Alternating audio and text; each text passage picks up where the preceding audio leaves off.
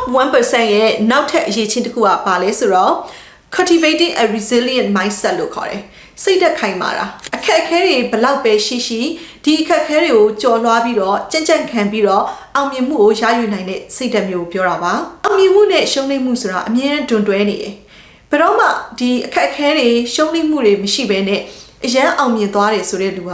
လုံးဝလောကမှာမရှိဘူးလူတိုင်းကတော့နေ့စဉ်မှာ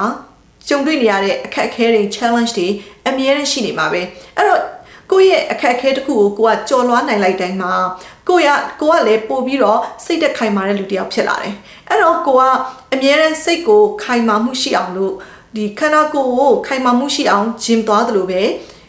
ကိုယ့်ရဲ့ဒီစိတ်ဓာတ်ကိုခိုင်မာမှုရှိအောင်ကလည်းကိုကအမြဲတမ်း train နေဖို့လိုတယ်အခက်အခဲတွေကြုံလာပြီဆိုရင်မကြောက်နဲ့ဒီအခက်အခဲတွေကိုဘယ်လိုနည်းလမ်းနဲ့ဖြေရှင်းမလဲဆိုတဲ့ဟာမျိုးကိုအမြဲတမ်းစဉ်းစားပြီးတော့ကိုကဇွဲရှိနဲ့ဘယ်လောက်ပဲခက်ခဲနေပလိစေဒီကိုရီမှန်းထားတဲ့ရီမှန်းချက်ကိုရောက်အောင်သွားမယ်ဆိုတဲ့စိတ်မျိုးနဲ့လှုပ်ဆောင်မယ်ဆိုလို့ရှိရင်တေချာပေါင်းကိုလိုချင်တဲ့ရီမှန်းချက်ကိုရောက်ရှိမှာပါတကယ်ကို Olympics အားကစားသမားတွေကိုကြည့်လိုက်ပါသူတို့တွေ Olympics မှာသွားပြီးတော့ရှင်ပြိုင်ဖို့ဆိုတာသူတို့ training တွေဘယ်လောက်လုပ်ခဲ့ရလဲ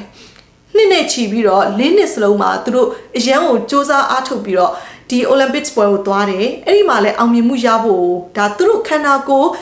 ကျမ်းမှာကြက်ခိုင်ုံတစ်ခုတည်းနဲ့ Olympics မှာမအောင်မြင်ဘူးเนาะအဲ့မှာအောင်မြင်တဲ့သူတွေအများစုကစိတ်သက်ကျမ်းမှာကြက်ခိုင်မှုကလည်းအရင်ရေးကြည့်တယ်အခက်အခဲတစ်ခုကိုတွေ့လို့ကိုကရှုံးနိမ့်မှုတစ်ခုဖြစ်သွားတယ်ဆိုလို့ရှိရင်တခါတည်းစိတ်ပြက်ပြီးတော့ဝုန်းနဲ့လဲမသွားဘဲနဲ့ဒီအခက်အခဲကနေမှငါဘယ်လိုမျိုးပြန်ထအောင်ထားနိုင်မလဲဒီအခက်အခဲကိုငါဘယ်လိုမျိုးပြန်ပြီးတော့ကျော်လွှားနိုင်မလဲအဲ့လိုစိတ်ဓာတ်မျိုးရှိတဲ့လူတွေကသာဘဝမှာအောင်မြင်မှာပါအဲ့ဒါကြောင့်မလို့ top 1% ရှိတဲ့သူတွေကဒီလိုမျိုး resilience လို့ခေါ်တဲ့အခက်အခဲကိုကျော်လွှားနိုင်တဲ့ခိုင်မာတဲ့စိတ်ဓာတ်မျိုးတွေရှိကြပါတယ်အဲ့ဒါကြောင့်ကိုလည်းဘလောက်ပဲခက်တဲ့အရာကိုပဲဖြစ်ဖြစ်ကြောက်မနေနဲ့ငါတကယ်ကိုစ조사လို့ရှိရင်ပုံမှန်ကိုကစ조사အထောက်မှုတွေလုပ်သွားလို့ရှိရင်တနည်းအောင်မြင်မယ်ဆိုတဲ့စိတ်မျိုးကိုကိုကထားပြီးတော့ဘလောက်ခက်ခဲတဲ့နေ့ပဲဖြစ်ပါစေနေ့တိုင်းကိုကပုံမှန်စ조사သွားမယ်ဆိုလို့ရှိရင်ကိုလိုချင်တဲ့ပန်းတိုင်ကိုရောက်မှာပါ